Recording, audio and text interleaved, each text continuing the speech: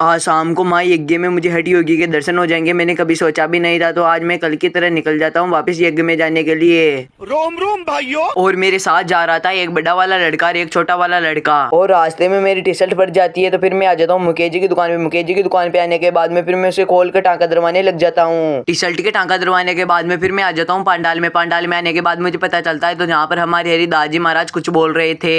Hello भाई, कौन हमको और कुछ देर बाद में कथा हो जाती है चालू। चालू होने के बाद में रामदास जी महाराज कथा सुनाने लग जाते हैं। और मेरी नजर पड़ती है औरतों के ऊपर। औरतों के ऊपर नजर पड़ने के बाद में मैं देखता हूँ तो जहाँ पर कल बच्चे आज औरतें ज्यादा थी और वो औरतें नाचने लग जाती है। फिर हमको पता चलता है तो जहाँ पर हठी योगी जी बाबा आए हुए थे, तो फिर उनको ढूंढते ढूंढते हम आ जाते हैं उनके पास। उनके पास आने के बाद हम देखते हैं तो जहाँ पर उनका एक हाथ खड़ा ही रहता है। फिर मैं और मेरे साथ दो लड़के आए हुए थे, तो फिर हम परिक्रमा लगाने लग जाते हैं। खेलेगा फ्री फायर? 7 परिक्रमा लगाने के बाद में फिर हम आ जाते हैं जिमने के लिए। जिमने आने के बाद में हम देखते हैं तो जहाँ पर बहुत ज्यादा भीड़ लगी हुई थी। जिम कर वापस आ जाते हैं हम पांडाल में। पांडाल में आने के बाद पता चलता है तो जहाँ पर जगदीश जी पुरी महाराज आए हुए थे और वह कुछ ज्ञान की बातें बताने लग जाती है। फिर थोड़ी देर बाद में हो जाती है रात। रात होने के बाद में कृष्ण भगवान बनकर आ जाते हैं।